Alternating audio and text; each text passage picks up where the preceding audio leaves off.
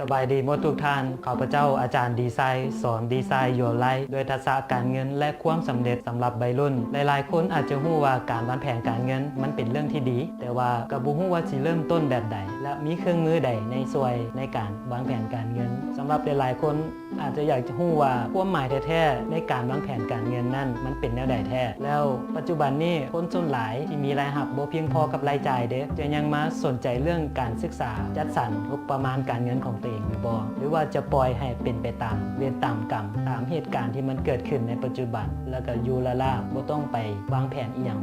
ให้มันยุ่งยากต่อไปอีกวิดีโอนี้มีคำตอบให้เนาะกับปัญหาที่กล่าวมาเมื่อกี้นี้และข้าพเจ้าเชื่อว่าจะเป็นวิดีโอที่มีประโยชน์ให้กับท่านในการเริ่มจัดสรรการเงินของตัวเองซึ่งจะเป็นแนวแนวนั้นไปติดตามรับฟังจากข้าพเจ้าได้เลยการวางแผนการเงินแมนเกี่ยวพันกับสิ่งที่เราต้องการในอนาคตโดยที่มันมีการเกี่ยวพันกับเงินข้าพเจ้าจะอธิบายอย่างที่เนาะยกตัวอย่างในอนาคตข้างหน้ามันต้องเกิดเรื่องเกี่ยวกับการเงินที่มาพัวพันกับด้านสุขภาพของท่านมาพัวพันกับเรื่องการทำเฮียนของท่านมาเกี่ยวพันกับเรื่องการเฮ็ดเบี้ยของท่านมาเกี่ยวพันกับชีวิตของท่านตัวอย่างเหมือนการแต่งดองการเกี่ยวพันกับเรื่องของการมีลูกเกี่ยวพันในเรื่องของการส่งลูกเข้าโรงเรียนแล้วสุดท้ายก็คือเกี่ยวพันทางด้านของการตายทั้งหมดนั้นแมนเกี่ยวพันกับเรื่องของเงินทั้งนั้นดังนั้นจึงจำเป็นที่ท่านต้องกล้าเกี่ยมวางแผนการเงินไว้อนาคตให้ท่านสำหรับคนที่บ่ทันมีเงินนั่นในการวางแผนการเงินก็คือเขาจะเริ่มต้นแนวใด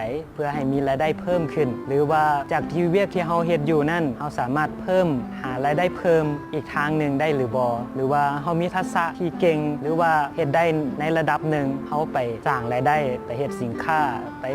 ให้บริการแบบซี่มันจะเพิ่มรายได้ให้เขาเพื่อมาจัดสรรในชีวิตประจำวันของเขาเองและบางคนที่ว่ามีเงินอยู่แล้วก็คือว่า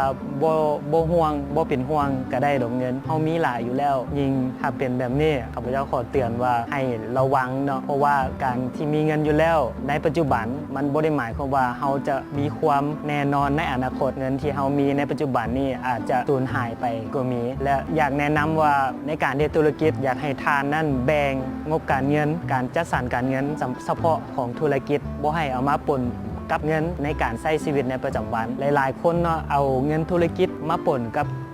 เงินใช้จ่ายในประจำวันเอาเงินจากธุรกิจให้ญาติพี่น้องให้พ่อแม่แล้วก็มาสรุปท้ายเดือนว่าเงินธุรกิจบ่ได้เป็นไปตามเป้าหมายที่วางไว้ในแต่ละเดือนนั้นกำไรอยู่แต่มาสุดท้ายแล้วเงินนั้นมันหายไปไสสุดท้ายมันไปปนเปกับเงินที่ใช้จ่ายในชีวิตประจำวันทั้งหมดนั้นแม่นความหมายของการจัดสรรการเงินนั่นเองฝากไว้ให้ทานไว้พิจารณาเนาะแน่นอนว่าอนาคตนั้นเฮาเกี่ยวพันกับเงินแน่นอนดังนั้นวิดีโอนี้จึงอยากให้ความสำคัญในการวางแผนการเงินของท่านเองฝากไว้ให้เป็นประโยชน์แก่ท่านเนาะโอกาสหน้าพบกันใหม่ในวิดีโอถัดต่อไปสำหรับวิดีโอนี้สบายดี